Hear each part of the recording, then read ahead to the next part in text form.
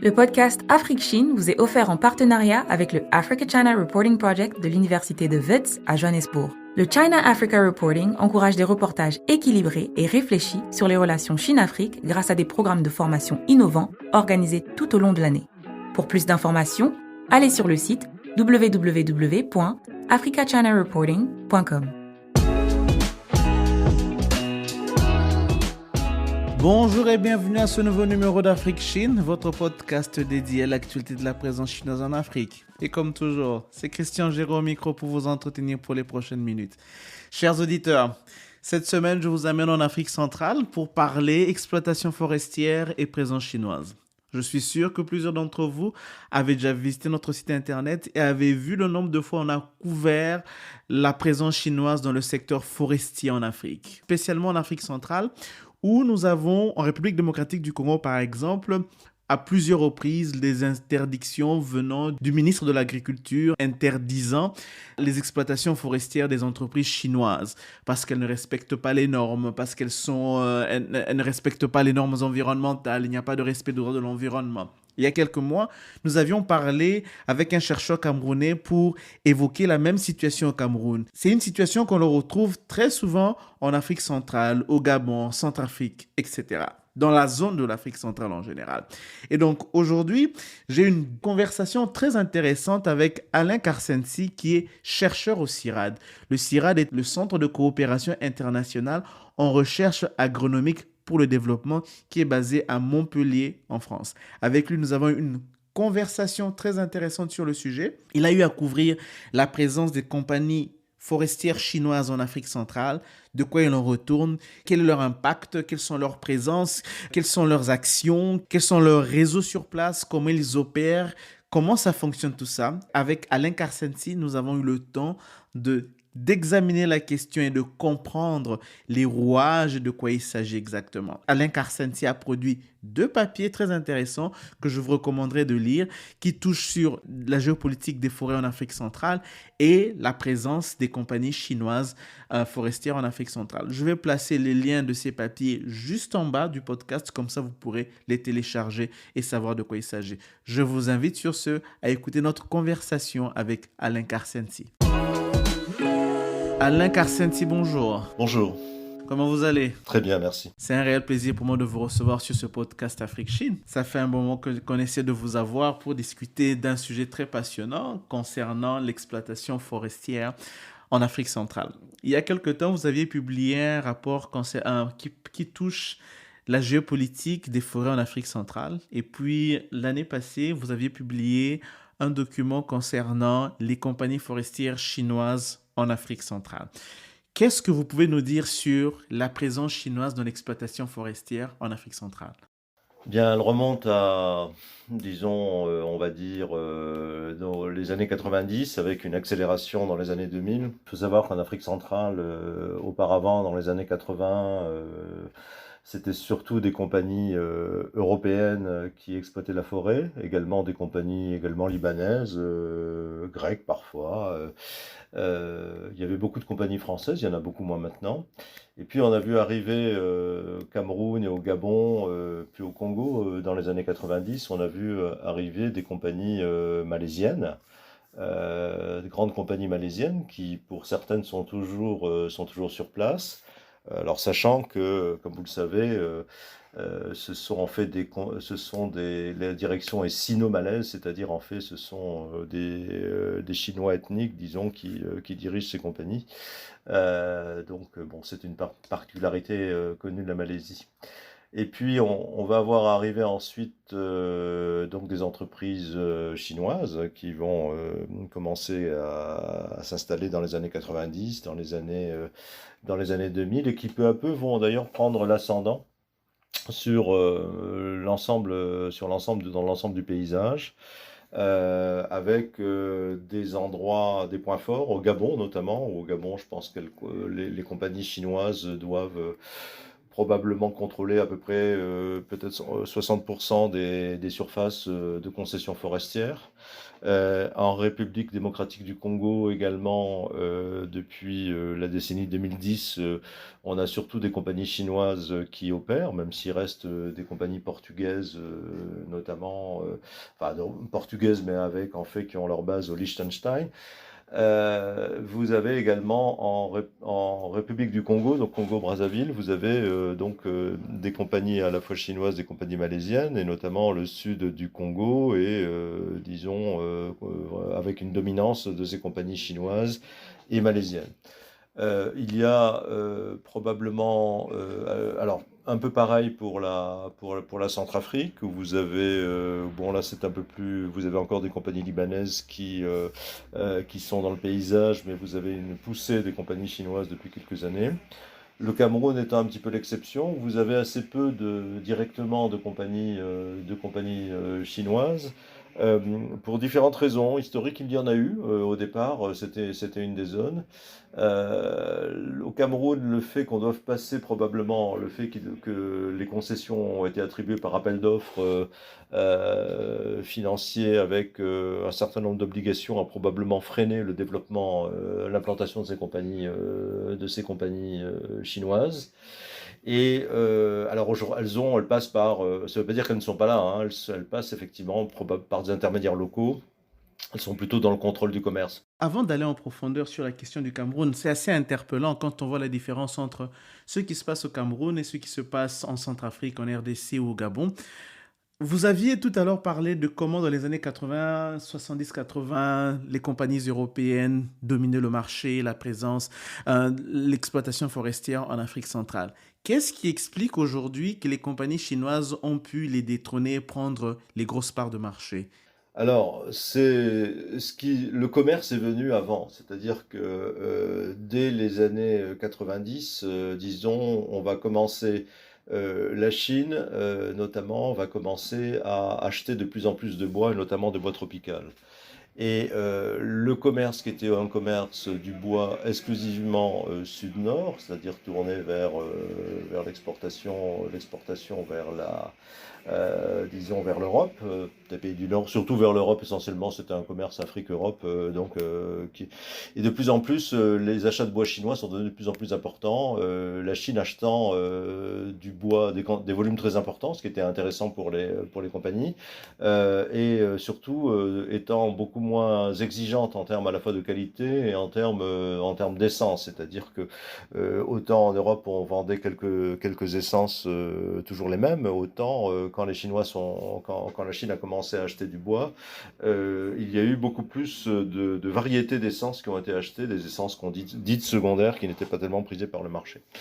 Et donc d'abord il y a eu ce retournement des flux commerciaux qui donc a commencé dans les années 90, il n'a fait que s'accentuer, c'est-à-dire qu'aujourd'hui la grande majorité du bois de toute façon, que ce soit des grumes, c'est-à-dire du bois brut non transformé, ou du bois transformé, des sciages, voire des contreplaqués ou des plaquages, part dans destination Chine. Alors pas seulement d'ailleurs maintenant Chine, mais également Vietnam beaucoup, notamment pour le bois camerounais, on va en parler, l'Inde aussi devient un très gros acheteur, mais vous avez également beaucoup de pays émergents, par exemple les Émirats arabes unis, qui sont des débouchés, ou l'Égypte, qui sont effectivement des débouchés assez importants.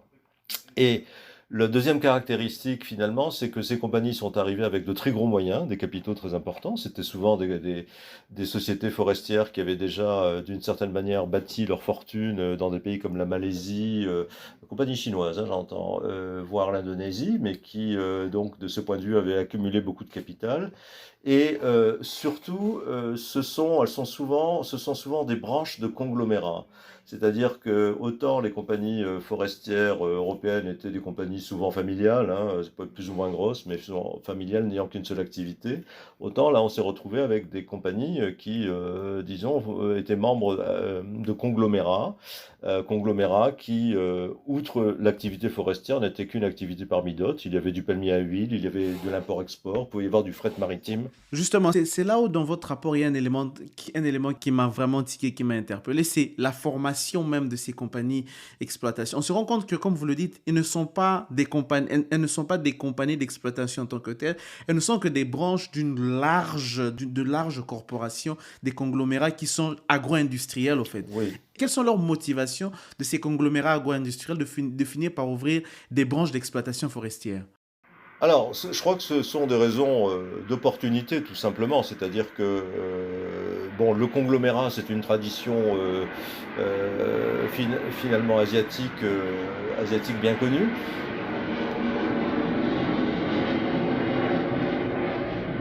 C'est une tradition, donc on peut avoir ça. Vous avez des conglomérats également en Corée du Sud, c'est effectivement très connu. C'est une forme d'entreprise qui est peut-être beaucoup plus répandue en Asie qu'en Europe.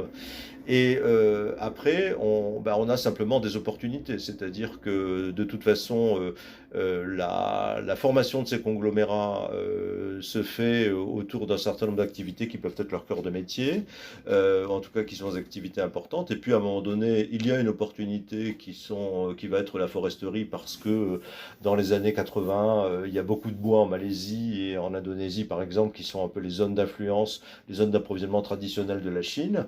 Et puis il y avait des conglomérats malaisiens également d'ailleurs. Hein, et à ce moment-là, par opportunité, ces sociétés décident de se diversifier.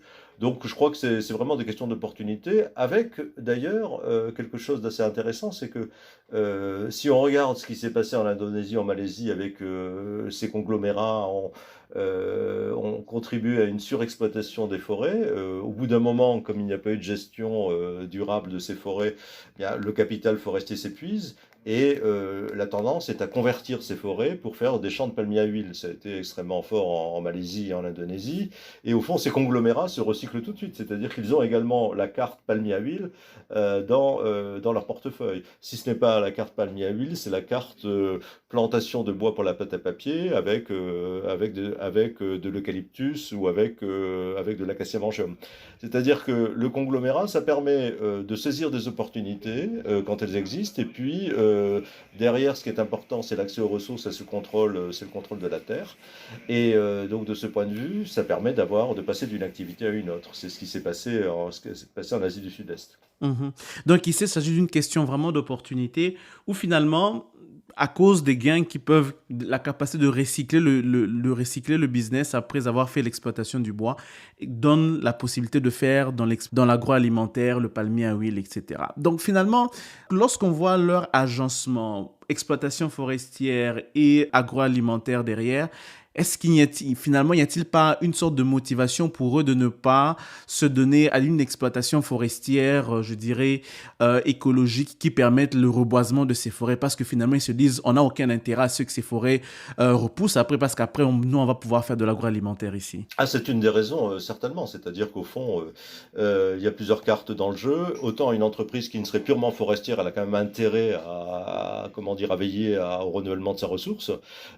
Autant une entreprise, effectivement, qui derrière a tout la filiale palmier à huile, peut très bien dire, ben après, effectivement, une fois que j'ai maximisé mes profits, disons, en minimisant les coûts liés à la gestion forestière, et que j'ai sorti de très gros volumes de la forêt, je vais passer effectivement je vais passer sur le palmier à huile. Donc, de ce point de vue, c'est une des motivations. Alors, il y a des caractéristiques propres par ailleurs à ces entreprises. Une des caractéristiques très importantes que j'avais moi-même vues dans les années 1990 en Asie du Sud-Est, notamment en Indonésie, c'est le recours à la sous-traitance.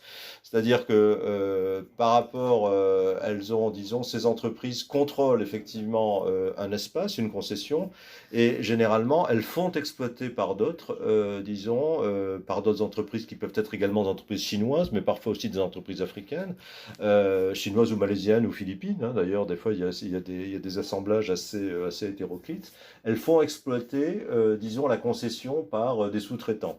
Alors, alors très souvent, moi, ce que j'ai vu disons, dans les années 90 en Indonésie, c'est qu'elles mettent des incitations financières, c'est-à-dire qu'elles incitent ces sous-traitants à livrer le plus de volume possible en un minimum de temps. En gros, par des mécanismes financiers un peu sophistiqués, qui fait que plus vous versez, plus vous livrez de volume à la fin de chaque mois, à la compagnie mère, plus vous allez effectivement être rémunéré. Donc les sous-traitants ont tout intérêt à faire une sorte de course dans la forêt et de ne pas s'encombrer, disons, de mesures qui sont des mesures, parce qu'avant de reboiser, si vous voulez, ce qu'on appelle l'aménagement forestier, c'est de prendre du temps surtout pour faire un planning des pistes de débardage, bien connaître sa ressource, faire des inventaires soigneux, faire de l'abattage directionnel, et puis surtout faire des rotations, c'est-à-dire que vous avez des règles dans tous ces pays dans lesquelles, si par exemple quand vous avez une rotation de 25 ans, eh bien vous divisez votre concession en 25 et chaque année vous exploitez un 25e de la concession. Et ensuite vous tournez, c'est une rotation, et vous revenez 25 ans après. A priori, si le contrôle a été bien fait, eh bien vous avez à nouveau disons des volumes de bois qui se sont reconstitués. Simplement, ça ne colle pas très bien avec la logique de la sous-traitance et avec surtout la demande de très gros volumes. Parce que ce qui caractérise ces entreprises chinoises, c'est effectivement qu'elles demandent de très gros volumes, parce qu'il y a d'énormes marchés effectivement en Asie, beaucoup plus importants. Autant en Europe, ce sont des marchés de niche, parce que l'Europe a sa propre ressource forestière, avec les pins des Landes, avec les hêtres, les chênes, etc. Donc le bois tropical en Europe, si vous voulez, c'est toujours été un marché de niche pour des usages très particuliers en ébénisterie, etc., etc. Tandis que en Chine ou en Asie, alors il y a eu surexploitation de la ressource forestière et puis les volumes, c'est vraiment donc c'est du bois c'est du tout venant, c'est-à-dire que c'est pour toute une série d'usages. Donc les volumes sont beaucoup plus importants. Donc il fallait pour les entreprises asiatiques, notamment chinoises, il fallait effectivement avoir de gros volumes. Une des manières d'avoir ces gros volumes, c'était d'avoir des sous-traitants qu'on mettait dans des systèmes d'incitation financière qui faisaient que plus elles livraient de volume, plus elles gagnaient d'argent. Et ceci s'est fait bien évidemment au détriment des règles, disons, de base de la gestion forestière, notamment les rotations et autres. Et c'est une des raisons pour lesquelles, effectivement, on voit aujourd'hui que, alors qu'une partie, justement, des entreprises forestières ont des certifications, par exemple en Afrique centrale, et bon, j'ai pu le voir moi-même maintenant depuis 30 ans que je travaille sur ce secteur, j'ai vu des évolutions assez importantes en 30 ans, liées aux demandes des marchés, hein, parce que bien sûr, le marché européen demande des garanties écologiques, environnementales, sociales. Autant, effectivement, il n'y a pas du tout la même demande pour le marché chinois ou le marché asiatique. Et donc, là, de ce point de vue, on voit très très bien qu'il y a un écart entre les qualités de gestion des uns et des autres. Donc, aujourd'hui, vous avez mentionné les certifications. Les certifications, aujourd'hui, sont devenues ces moyens-là qui permettent notamment de nettoyer un peu le secteur. Avant d'y plonger, on va revenir sur la différence que vous aviez mentionnée au début lorsqu'on parle d'un pays comme le Cameroun où on ne voit pas la présence des compagnies chinoises sur place, mais on constate quand même qu'elles sont assez présentes à travers des sous-traitants qui passent par le Nigeria. On a eu à faire un podcast sur ça il y a quelques mois, qui passent par le Nigeria et qui financent justement cette exploitation. Qu'est-ce qui explique la différence justement entre ce qui se passe au Cameroun, en Guinée équatoriale, en RDC, puis au Gabon par exemple? Eh bien, je crois que l'une des différences, c'est que l'accès aux concessions, le Cameroun, disons, est un pays un peu étonnant parce que d'une certaine manière, il n'est pas réputé pour la qualité de sa gouvernance actuellement. En même temps, il a été pionnier dans le secteur forestier, beaucoup lié, disons, aux pressions, aux conditionnalités de la Banque mondiale dans les années 90-2000. C'était un petit peu considéré comme un pays laboratoire pour un certain nombre de réformes du secteur forestier. Et notamment, une des choses qui existe au Cameroun qui n'existe pas dans les autres pays, c'est que l'accès aux concessions se fait par un appel d'offres, par une sorte d'enchère sur des concessions qui demandent à la fois de présenter un dossier très détaillé avec des notes éliminatoires techniques et par ailleurs de payer très cher l'accès à la ressource. C'est-à-dire que on paye un loyer, si vous voulez, annuel pour les concessions forestières. On paye un loyer également au Gabon. Simplement, au Cameroun, comme il est fixé par enchère, par un appel d'offres compétitif, eh bien, ça coûte beaucoup plus cher. Donc, de ce point de vue, alors il y avait d'une part une sorte d'exigence de transparence, l'obligation de rentrer dans une logique de concurrence ouverte, etc. C'est quelque chose qui n'a pas été très apprécié par les compagnies chinoises. L'autre élément, c'était que les concessions sont plus petites pour des raisons là aussi légales et il y a beaucoup moins. Autant que vous pouvez avoir des concessions d'1 million d'hectares au Congo-Brazzaville par exemple, ou de 500 000, 600 000 hectares au Gabon, vous n'allez pas trouver ça, ou en RDC, vous n'allez pas trouver ça au Cameroun, où les concessions sont plus petites. Les unités forestières d'aménagement ont été calibrées de telle manière que, enfin, la loi d'ailleurs interdit d'avoir plus de 200 000 hectares en concession. Alors certains groupes arrivent, par des filiales, arrivent effectivement à dépasser cette limite, mais globalement, malgré tout, ça a marqué le paysage.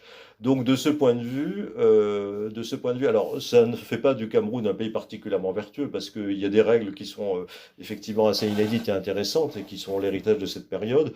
Maintenant, il y a également énormément d'acteurs qui contournent les règles, il y a énormément d'exploitation illégale, tout ça est tout à fait connu. Alors, les compagnies chinoises, eh bien, elles n'apparaissent pas visiblement parce que il y a un coût, si vous voulez, à la fois économique, social de s'afficher, etc. Par contre, elles travaillent avec des compagnies, notamment des compagnies nationales camerounaises, qui sont devenues maintenant importantes au Cameroun, et en fait, on s'aperçoit effectivement qu'une bonne partie du bois camerounais part vers la Chine, mais aussi le Vietnam. C'est une particularité du Cameroun, c'est que le Vietnam est devenu un acteur maintenant tout à fait significatif dans le secteur forestier depuis 5-6 ans maintenant. Vous avez des exploitants vietnamiens, eux également, qui ne s'affichent pas, mais qui travaillent en sous-traitance. Alors c'est eux qui travaillent, là, cette fois. Pour le coup, ce sont des Vietnamiens qui coupent. Et donc vous avez effectivement ce contrôle des réseaux. Le contrôle de réseau va se faire par le contrôle ou des partenariats avec des entreprises nationales, et souvent dans des conditions où on peut dire que, en gros, les règles d'aménagement là aussi ne sont pas respectées. Totalement respecté. Mhm. On va maintenant aborder la question de la responsabilité des acteurs locaux dans ce trafic. Parce Oui. qu'il est quand même surprenant de constater que des entreprises viennent, exploitent autant le bois et dans toute la violation des règles qui s'imposent, sans pour autant qu'il n'y ait jamais eu d'action qui soit prise. Quand j'ai lu votre rapport, j'ai été très émerveillé de constater la présence des acteurs politiques locaux, notamment les fils et filles de présidents, les acteurs en RDC, c'était la présence d'un général, général Amissi, exactement. Quelle est Amici. l'influence que ces acteurs locaux ont sur les complicités locales, au fait, dans ce trafic? Alors elles sont assez importantes, hein, c'est-à-dire que le bois, mais un peu comme le secteur minier, finalement l'État, on peut s'enrichir facilement, c'est-à-dire qu'au fond les forêts sont le monopole, en tout cas les ressources forestières sont propriété de l'État à peu près dans tous ces pays, hein, donc c'est l'État qui d'une manière ou d'une autre attribue l'accès à ces ressources aux capitaux, à différents types de capitaux. Donc déjà, quand vous êtes en position d'avoir la capacité de donner le feu vert, enfin de distribuer l'accès à des ressources qui ont une certaine valeur, vous avez déjà un pouvoir assez important. Et bien sûr, un peu comme les mines, hein, c'est-à-dire que on est véritablement devant quelque chose où là le monopole de l'État dans le monopole de l'État et ce qu'on appelle d'ailleurs en Afrique la propriété éminente, c'est-à-dire la domanialité, si vous voulez, c'est-à-dire que le fait que les forêts sont censées appartenir à l'État, même si en fait l'État devrait poser des actes juridiques pour justement justifier et légitimer cette propriété privée, il ne le fait pas toujours, hein, c'est la procédure d'immatriculation. Et donc voilà, donc on se retrouve effectivement avec des acteurs publics qui ont un pouvoir important. C'est un pouvoir qui permet de s'enrichir parce que si vous avez une certaine opacité dans l'attribution des concessions, l'accès à la ressource, vous pouvez effectivement, il peut y avoir des dessous de table, de la corruption, donc ça va effectivement aller très vite. Et après, c'est une affaire. Autant, si vous voulez, il y a une sorte, dans beaucoup de pays d'Afrique centrale, vous avez un grand jeu où les intérêts sont autour du pétrole et des mines. Là, c'est directement, ça va concerner le premier cercle du pouvoir, je dirais, parce que les enjeux financiers sont considérables. Puis vous avez effectivement les forêts qui rapportent moins d'argent quand même, nettement moins d'argent, mais qui vont permettre d'une certaine manière à un deuxième cercle de pouvoir, peut-être moins important, celui qui n'a pas accès peut-être, aux revenus indirects du pétrole, de pouvoir de De s'enrichir et de s'enrichir. prendre des positions, tout à fait. Mhm. Donc, il y a l'impact de la gouvernance locale qui joue réellement dans ce processus-là. Et c'est quand même assez surprenant de voir que des années après, parce que ça fait des années qu'on lit ce genre de rapport, des années après, je ne dirais pas aucune initiative, parce que je vois qu'au Gabon, on a essayé, le Gabon impose depuis un certain temps la certification FSC sur les compagnies. Elle veut imposer la certification FSC. Alors, elle veut l'imposer. Oui, elle l'a pas encore fait. Elle l'a pas encore Voilà. fait. Oui. Qu'est-ce que vous pouvez nous dire sur cette certification, sur l'impact que ça pourrait avoir sur cette exploitation et sur les Alors, compagnies chinoises particulièrement aussi? oui, alors bon, d'abord pour revenir juste à faire un pas en arrière, c'est que malgré tout, si vous voulez, il y a eu, y compris au Cameroun, etc. Si vous voulez, il y a quand même des tentatives malgré tout. Il y a eu des concessions qui ont été annulées, il y a eu des gens qui ont été emprisonnés. Il y a un rôle de la société civile, des ONG qui font souvent un travail tout à fait intéressant d'investigation, et ça oblige la justice des pays d'ouvrir des enquêtes. Donc de ce point de vue, le paysage est malgré tout contrasté, c'est-à-dire qu'il y a malgré tout de temps en temps un certain nombre un certain nombre de réactions du point de vue y compris de l'administration, du gouvernement. Donc effectivement, mais ça varie. C'est vrai qu'il y a des périodes dans lesquelles le gouvernement semble vouloir faire le ménage, et puis quelques années plus tard, on a l'impression que tout ceci est oublié. Donc je pense que bon, ça, ce sont des choses dans la vie politique des États probablement assez complexes. Alors, la question de la certification est intéressante parce que finalement, bon, qu'est-ce que c'est que des systèmes de certification comme le FSC qui est assez exigeant? C'est un système au fond qui pousse à l'autorégulation, c'est-à-dire si vous voulez, une certification comme le FSC, alors peu d'entreprises sont aujourd'hui certifiées FSC. Il y a à peu près 5,5 millions d'hectares, ce qui n'est pas négligeable, hein. L'Afrique centrale est quand même le grand bassin forestier tropical qui a le plus de surface certifiée par le FSC, plus que l'Asie du Sud-Est, hein, et plus que le Brésil ou l'Amazonie. C'est quand même relativement important. Enfin bon, disons qu'on, même si les autres pays rattrapent un petit peu, les autres zones rattrapent un petit peu, mais c'était assez important. Alors pourquoi? Parce que effectivement, ce ne sont uniquement pour l'instant des compagnies européennes, et parce que la certification est devenue un des moyens, disons, de s'imposer sur le marché européen, où il y a une demande de consommateurs, d'autorités qui sont sensibles aux questions à la fois de légalité et de qualité environnementale de la gestion. Donc au fond, les entreprises, quelques entreprises européennes, pas toutes, hein, sont rentrées dans les processus de certification afin d'obtenir des prix plus élevés, parce que le bois certifié se vend plus cher. Alors, enfin, il se vend plus cher sur certains marchés, plutôt en Europe du Nord, en Pays-Bas, en Royaume-Uni, Danemark, etc. Un peu moins en Europe du Sud, où là, les forestiers ont plus de mal à vendre le bois plus cher. Ils le vendent souvent à un prix normal, mais bon, on peut avoir des niches de marché qui permettent d'avoir quelques avantages. Et alors, ça pousse à l'autorégulation, si vous voulez, quand vous certifiez, effectivement, il y a un changement des pratiques. Ce changement des pratiques, il n'est pas factice, il est réel, même s'il est plus ou moins prononcé. C'est-à-dire, bon, évidemment, toutes les entreprises certifiées ne sont pas au même niveau exactement, mais peu importe. Malgré tout, elles ont fait des progrès. Et surtout, c'est un investissement. C'est-à-dire, quand vous investissez dans le FSC, c'est vraiment une sorte de passeport par exemple, pour des marchés très rémunérateurs, comme les marchés d'Europe du Nord, par exemple. Donc, c'est un investissement et vous n'avez pas tellement envie de le perdre. Parce que si vous vous perdez l'accès à des grands magasins, comme vous vendez plus votre bois à Carrefour, à Kingfisher, vous voyez, à un certain nombre de grands distributeurs, effectivement, en Europe. Donc, la certification va changer les pratiques. Et quand je parle d'autorégulation, c'est que la certification, ce sont des auditeurs indépendants qui viennent chaque année. Alors, chaque année, c'est des choses de vérification. Tous les 5 ans, effectivement, il y a un gros audit complet. Et donc, de ce point de vue, ça apporte un regard extérieur sur la gestion forestière, qui, a priori, est un regard moins peut-être suspect de complaisance ou moins exemple de corruption que, éventuellement, si c'est l'administration forestière du pays local.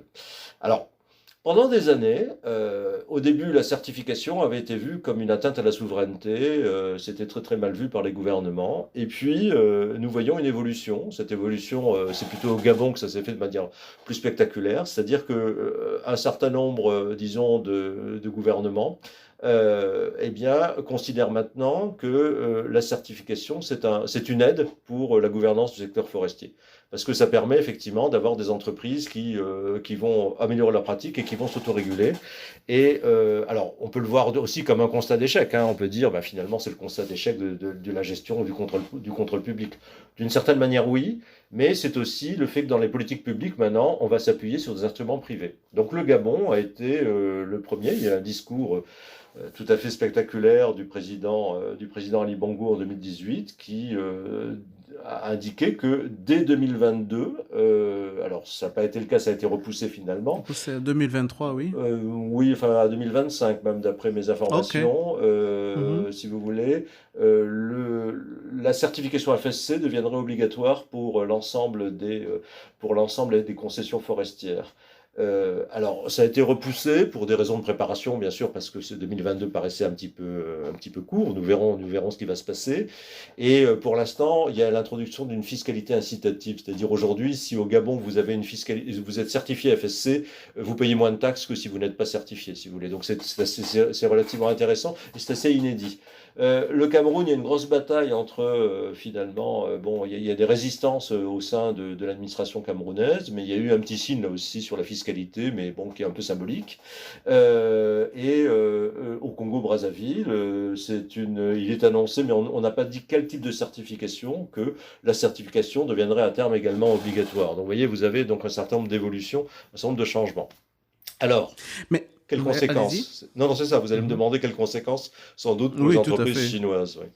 Oui. Alors, effectivement, c'est une des questions qu'on se pose, qui est fort intéressante. C'est-à-dire que les entreprises chinoises, les entreprises asiatiques en général, à une exception qui est le groupe Olam, qui est au Gabon, dont on pourra parler, qui est pas seulement au Gabon, qui est également au Congo-Brazzaville, qui lui est certifié. Alors, Olam, un grand conglomérat qui est basé d'origine indienne, mais qui a son siège à Singapour, qui pour moi est une exception dans ce paysage. Je ne le mettrai pas effectivement comme les autres compagnies asiatiques.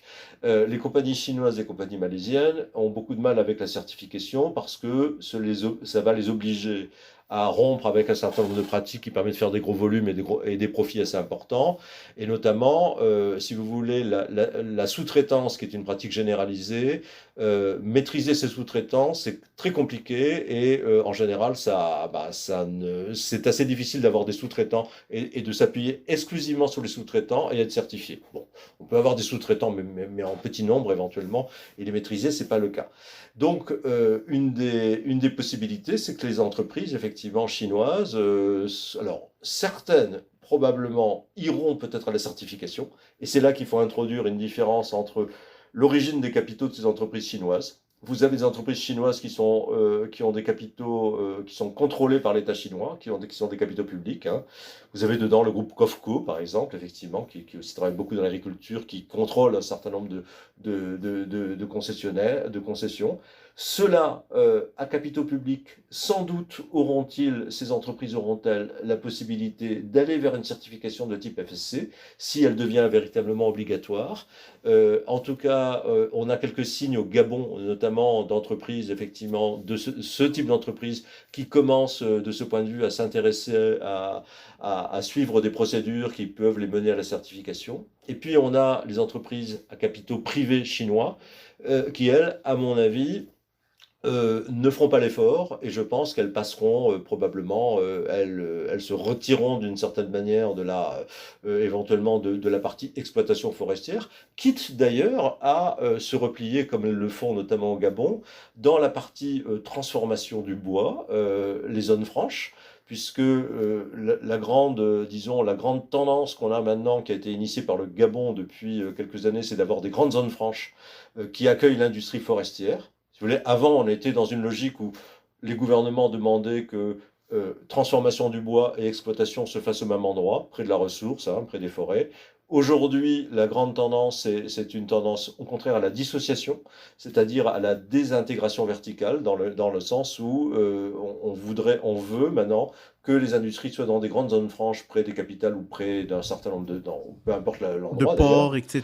près des Mhm. ports, mais pas forcément d'ailleurs, puisque le Cameroun, c'est plutôt à l'intérieur du pays, mais près d'une zone, près d'un nœud ferroviaire, par exemple, et que, au contraire, on n'ait que des forestiers qui ne fassent que de l'exploitation et qui livrent leur bois aux industriels. Donc on est dans un modèle tout à fait nouveau. Et au Gabon, on voit que dans la zone franche où il y a plutôt, alors c'est une particularité, c'est que la zone franche du Gabon, elle est plutôt dominée par des entreprises indiennes, parce que l'Inde joue la carte du Gabon et réciproquement. Le fait que l'âme soit une multinationale qui a un poids politique très important au Gabon et qui est une multinationale d'origine indienne n'est sans doute pas étranger à cette présence très active des industriels indiens au Gabon et leur installation en masse dans la zone de Nkok. Mais vous avez également de nombreuses entreprises chinoises qui sont maintenant installées dans la zone franche de Nkok. Et ce qui est possible, c'est que si les conditions, si par exemple pour ces entreprises chinoises, il faut vraiment avoir une certification pour être concessionnaire, probablement certaines soit partiront, soit se replieront dans l'industrie du bois, la transformation du bois dans les zones franches, en achetant le bois à l'extérieur à des entreprises éventuellement peut-être certifiées. Je vais revenir un peu sur la certification FSC. Maintenant, je vais la prendre sous un angle géopolitique. Lorsque vous expliquez la certification FSC, essentiellement, c'est pour ces grosses entreprises qui vendent dans le marché européen ou marché occidental qui, lui, a des restrictions assez sévères sur l'origine du bois, comment le bois est exploité, est-ce que ça a été exploité dans les normes, etc. Mais lorsqu'on sait quand même les compagnies chinoises qui exploitent ce bois, eux visent essentiellement le marché chinois et le marché d'Asie du Sud-Est qui n'a pas les mêmes régulations et les mêmes exigences. La certification FSC, quand elle est mise en application au Gabon, même dans d'autres pays, est-ce qu'elle peut être perçue comme étant un outil géopolitique pour exclure certains acteurs? D'autant plus que c'est une certification qui est faite de façon d'une autorégulation entre les acteurs entre eux. Est-ce que finalement, ça ne devient pas un outil géopolitique d'exclusion de certaines compagnies comme les compagnies chinoises? On peut le voir comme ça. On peut effectivement le voir comme ça. C'est comme ça que on peut interpréter également l'obligation du FSC au Gabon. Avec le fait que c'est vrai que de la part des autorités gabonaises, ils le disent qu'ils ont un problème avec les entreprises chinoises qui n'arrivent pas à contrôler, qui ne sont pas dans les règles. Et je pense que l'obligation du FSC, c'était une manière effectivement d'évincer un certain nombre d'acteurs. Maintenant, bon, il est tout à fait possible. Je vous disais que il est possible, il est même probable que peut-être qu'une ou deux ou trois compagnies chinoises soient certifiées FSC d'ici 2 ou 3 ans. Donc il faut pas complètement exclure. C'est effectivement la compagnie publique. Alors maintenant, disons que vous avez un peu des phénomènes similaires, hein. En Malaisie, le Sarawak, qui est dans donc un des grands États forestiers de la Malaisie, le plus grand État forestier de la Malaisie, il y a également une obligation de certification. Alors, c'est pas la même certification, c'est une certification nationale, mais qui a une reconnaissance internationale malgré tout. C'est le MTCC, la certification malaisienne. Le Chief Minister, c'est-à-dire effectivement le Premier ministre de l'État du Sarawak, veut qu'à la fin de 2022, toutes les concessions forestières soient également certifiées. C'est-à-dire que de plus en plus, euh, vous avez des pays qui utilisent la certification effectivement comme un instrument de politique publique, donc un instrument privé qui devient un instrument de politique publique, c'est relativement nouveau et c'est assez intéressant comme évolution. Et alors bien sûr, ils choisissent leur certification. Le FSC, c'était assez surprenant parce que c'est effectivement la certification la plus exigeante. En Malaisie, c'est le MTCC, mais probablement, je pense que c'est quelque chose qui a quand même des chances de se répandre. Vous avez de plus en plus dans l'agriculture, dans cette utilisation, le fait qu'il y ait des demandes de certification, au départ instruments privés, au départ instruments effectivement volontaires. Et bien de plus en plus, ça devient des instruments donc de politique publique qui peuvent devenir obligatoires. C'est pas forcément d'ailleurs la meilleure chose, à mon avis, d'avoir des certifications obligatoires. Je pense que la logique d'incitation financière est bien meilleure, c'est-à-dire de dire bah, si vous êtes certifié, vous avez un avantage par exemple fiscal. Je pense effectivement que c'est probablement une meilleure politique, mais c'est une autre discussion peut-être. La logique fiscale serait effectivement très incitative et intéressante dans un environnement où la gouvernance n'est pas empreinte de corruption. Mais dès lors que l'environnement est empreinte de beaucoup de corruption, vous vous rendez compte que même s'il y a des incitations financières derrière, dès lors que ces compagnies ont des relais locaux qui sont puissants et qui peuvent leur permettre d'éviter toute forme de taxation, etc., on se rendra très vite compte que même la logique financière peut rencontrer des problèmes. C'est un peu la difficulté qu'on rencontre lorsqu'on a ces acteurs locaux. Oui, c'est-à-dire de toute façon, on est devant maintenant des systèmes qui sont duaux, c'est-à-dire que il faut bien se rendre compte que en fait aujourd'hui, en tout cas à l'heure actuelle, même au Gabon, relativement une partie minoritaire du bois passe est certifiée, hein, malgré tout. Vous avez des marchés locaux qui se développent et des marchés régionaux qui se développent. Bon, ces marchés aujourd'hui, comme le marché chinois d'ailleurs, ne sont pas des marchés prêts à payer plus cher pour du bois certifié. Donc vous avez une dualité qui s'installe. De toute façon, elle est d'abord, vous avez premièrement un secteur informel qui échappe plus ou moins au radar. Enfin, non, les chercheurs le connaissent bien. Mais par exemple, en RDC, le secteur informel du bois, avec des scieurs de long, avec effectivement des gens qui ont des tronçonneuses et qui vont de village en village pour couper du bois, pour approvisionner le marché domestique. En République démocratique du Congo, c'est beaucoup plus important ce secteur informel que le secteur formel, si vous voulez. Au Cameroun, on est pratiquement à moitié-moitié, c'est-à-dire que vous avez pratiquement autant de bois qui est mobilisé par le secteur informel pour mettre du bois sur les marchés locaux pour la construction que le secteur formel. Et il n'y a que dans les pays moins peuplés comme le Gabon et le Congo-Brazzaville où il y a une dominance du secteur formel. Donc déjà, de toute façon, vous avez déjà une bonne partie du bois qui échappe complètement au circuit industriel, au circuit formel, et lui, on ne parlera pas de certification ni même de légalité, ce qui est effectivement un véritable problème en termes de gouvernance. Dans tout ce qui est le bois formel, c'est-à-dire en tout cas ce qui passe par le circuit industriel, vous avez quand même effectivement là aussi une partie du bois qui va se retrouver sur le marché local. Et cette dualité, on va avoir cette dualité qui dépend du marché finalement. Selon l'exigence selon que le marché sur lequel vous écoulez le bois est exigeant, demande de la légalité, demande effectivement des preuves de bonne gestion, eh bien il y aura certification ou pas. Et même dans un contexte alors, ce que vous dites est tout à fait intéressant. Disons que il y a quelques années, moi-même, j'étais relativement sceptique devant la possibilité d'avoir beaucoup par exemple, d'entreprises certifiées en Afrique centrale à cause du contexte de gouvernance. Et je dois reconnaître que j'avais tort, c'est-à-dire on peut effectivement, dans un système où la gouvernance est compliquée, disons, et pas de très bonne qualité, il peut y avoir effectivement des acteurs qui, avec l'aiguillon du marché, par exemple le marché du nord de l'Europe, vont rentrer dans la certification et vont travailler, vont payer leurs taxes, parce que c'est la première chose que voient les certificateurs. Est-ce que les taxes sont payées? Est-ce que le plan d'aménagement est respecté? Est-ce que les droits des travailleurs sont respectés, etc. Alors bon, tout n'est pas parfait dans la certification, je ne suis pas en train d'idéaliser la chose, mais disons que véritablement les améliorations, je les ai vues moi-même, elles sont réelles, etc. Elles sont palpables, tout n'est pas parfait, c'est certain. Les certificateurs le disent eux-mêmes en disant oui, il y a du progrès, mais il y a encore du progrès à faire sur un certain nombre de domaines, c'est tout à fait clair. Voilà, donc, alors ce qui est intéressant d'ailleurs, parce que ça prouve qu'on peut, même dans un contexte de gouvernance, disons, compliquée, travailler correctement. Ça, c'est plutôt une bonne nouvelle. Oui. Ce qui d'ailleurs pose la question notamment, par exemple, des politiques qui sont menées dans le cadre de l'Union européenne sur ce qu'on appelle la due diligence ou la diligence raisonnée pour la déforestation importée, pour la légalité du bois, où, si vous voulez, il y a une approche par, disons, ce qu'on appelle le pays à risque.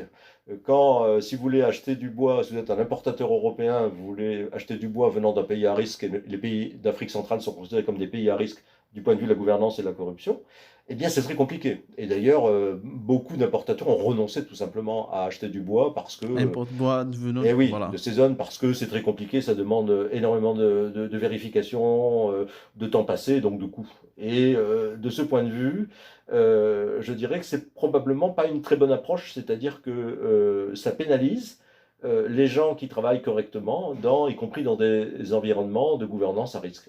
Et probablement, c'est une discussion.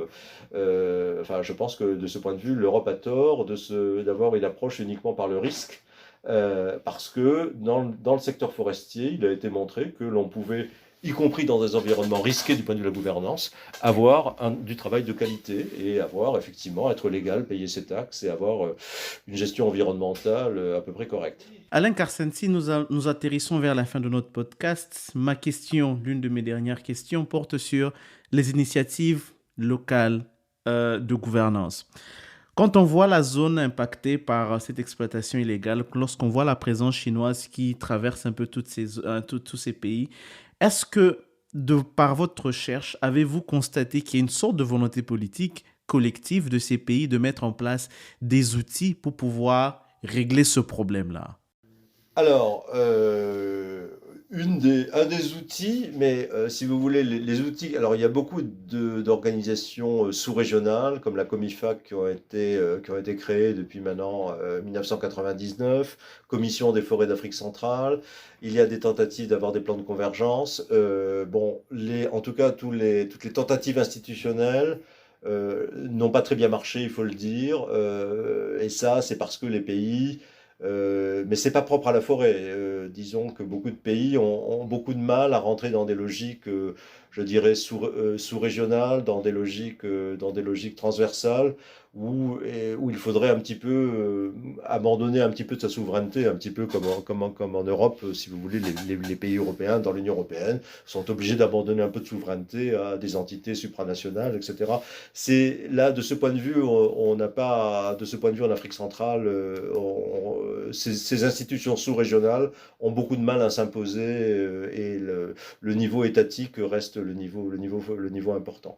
Alors, les initiatives, par contre, effectivement, qui sont prises, sont plus prises pour des raisons, je dirais, économiques. Par exemple, c'est l'interdiction d'exporter des grumes, c'est-à-dire du bois non transformé. C'est le Gabon qui a ouvert la voie en 2010-2011. Alors avec la volonté d'avoir plus de valeur ajoutée au niveau local, de créer des emplois, quitte d'ailleurs à sacrifier les recettes fiscales, hein. Il y a toujours un trade-off, il y a toujours un compromis à trouver, puisque disons que généralement c'est l'exportation des grumes qui rapporte de l'argent du point de vue de la fiscalité, mais on peut avoir plus d'emplois bien sûr en attirant l'exportation des grumes. Alors, les pays sont en train de suivre, les pays de la CEMAC, la commission, donc les pays de la zone Afrique centrale, la zone économique et monétaire d'Afrique centrale, normalement devaient déjà, dès 2022, tous interdire l'exportation des grumes à l'instar du Gabon. Ils ne l'ont pas fait, pour l'instant c'est repoussé en 2023. Est-ce que ça sera encore repoussé? Nous ne le savons pas. Je pense que ça va finir par arriver pour des raisons, disons, y compris peut-être pour des raisons à la fois de création d'emplois et surtout de raisons de symbole, si vous voulez. Il y a un très fort débat. Alors, à tort ou à raison, je pense que la question de la valeur ajoutée est un peu plus compliquée que c'est présenté généralement. C'est pas parce que vous exportez des grumes que vous ne faites pas de valeur ajoutée, mais on n'a pas le temps d'en parler ici. Disons, c'est vraiment, à mon avis, une mesure politique, économique aussi, hein, créer des emplois, ça c'est vrai que c'est important et c'est ce qui se passe. Et également pour des raisons symboliques, parce que, si vous voulez, il y a toute cette vision de pays en développement qui exportent des matières premières non transformées, qu'il faudrait transformer sur place, etc. Ce qui est globalement juste. Il peut y avoir, disons, mais il faut peut-être nuancer la chose. Bon. Ça, c'est une mesure qui va être prise. Alors, est-ce que cette mesure va avoir, disons, des effets positifs du point de vue écologique? On peut peut-être en douter, c'est-à-dire qu'on a des exemples en Asie du Sud-Est, notamment en Indonésie, où l'interdiction des grumes a existé depuis longtemps dans des tas de pays, et puis ça n'a pas empêché les ressources forestières d'être totalement dévastées par une industrie surdimensionnée, d'ailleurs, de transformation du bois, qui demandait de plus en plus de bois, et donc finalement, les ressources forestières a été extrêmement dégradées. Oui. Alors, juste un point, l'un des risques, c'est que, comme précisément il n'y a pas d'initiative locale, sous-régionale, vraiment forte en matière de durabilité, mis à part ce que le Gabon est en train de faire sur la certification, qui peut avoir un effet, mais qui n'aura pas de l'effet sur toute la filière, puisqu'il y a une bonne partie où on parle de dualité. Vous avez maintenant des pays comme le Cameroun, où on arrive à un état de dégradation de la ressource forestière qui est très important.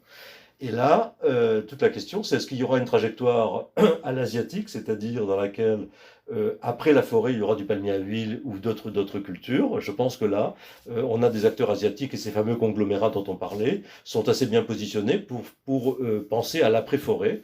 Et cette après-forêt, malheureusement, il y a certains pays où ça va arriver très vite, comme le Cameroun. Finalement, dernière question. Au niveau de ces entreprises chinoises et de l'État chinois, quand on voit la présence des conglomérats à capitaux publics, est-ce qu'il y a des initiatives? Parce que la Chine avait pris quelque temps une législation qui obligeait les entreprises, notamment en matière de bois, de savoir d'où est-ce que le bois venait. Est-ce qu'aujourd'hui, ces initiatives-là et ces interactions entre le gouvernement chinois et les gouvernements d'Afrique centrale sont en train d'être faites pour justement avoir un cercle vertueux, une sorte de rationalisation de l'exploitation du bois par ces entreprises chinoises? Alors, il y a des dialogues qui sont menés, souvent avec une médiation, par exemple, d'acteurs de l'Union européenne. Pour l'instant, ces dialogues, j'ai assisté à quelques-uns de ces dialogues, ils ne sont pas extrêmement concluants. Alors là où vous avez tout à fait raison, c'est que la Chine a pris une loi, a adopté une loi qui, un peu à l'instar de ce que l'Europe a fait, ce que les États-Unis font et beaucoup d'autres pays, interdit la commercialisation de bois qui serait illégal, c'est-à-dire qui aurait été exploité illégalement dans les pays d'origine. Donc cette loi, elle est tout à fait intéressante. Nous sommes nombreux à regarder quels sont les effets que cela va produire. L'un des problèmes, c'est qu'il y a une incomplétude très importante dans cette loi, c'est-à-dire que il n'y a pas d'obligation de due diligence ou de diligence raisonnée, c'est-à-dire que la loi a été prise, mais il n'y a pas de manière, si vous voulez, il n'y a pas d'instrument véritablement comme la diligence raisonnée qui serait imposée aux entreprises et véritablement pour que cette loi puisse rentrer en application. Donc, c'est un premier pas. Cela peut effectivement avoir dans quelques années des effets. Nous verrons si elle est véritablement appliquée par le gouvernement chinois. Enfin, en général, quand la Chine veut appliquer des lois, elle sait les faire appliquer, hein. Donc c'est bien pour ça que, disons qu'on regarde si dans les prochains mois, la lacune de l'absence d'obligation de due diligence sera comblée ou pas. Si elle est comblée, ça voudra dire effectivement, ça va envoyer un signal très clair aux entreprises chinoises et probablement cela va changer pas mal les choses dans un certain nombre de pays vis-à-vis d'un certain nombre d'acteurs. C'est possible, ça va prendre sans doute un certain temps. Mais ça, c'est l'espoir qu'on peut avoir, oui. Alain Karsensi, merci d'être venu, d'avoir participé à notre podcast Afrique-Chine. Si nos auditeurs veulent vous joindre sur les réseaux sociaux, comment ils font? Écoutez, je suis sur LinkedIn, je ne suis pas sur un autre réseau social, donc ils peuvent très bien me trouver sans aucun problème sur LinkedIn. Et puis ils trouveront très facilement mon email au CIRAD à Montpellier. Voilà, donc je pense qu'ils peuvent m'écrire sans problème. Chers auditeurs, nous allons placer le lien du profil de Alain Karsensi juste au bas de la page, comme ça vous pourrez le contacter, avoir beaucoup plus de détails. Et n'hésitez pas à nous contacter si vous avez besoin d'avoir beaucoup plus d'informations sur le podcast qu'on a eu. Si vous avez des questions à nous poser, on n'hésitera pas à les transmettre à Alain Karsensi, ou bien que vous pouvez aussi le contacter directement. Alain Karsensi, je vous remercie. Merci à vous, bonne journée.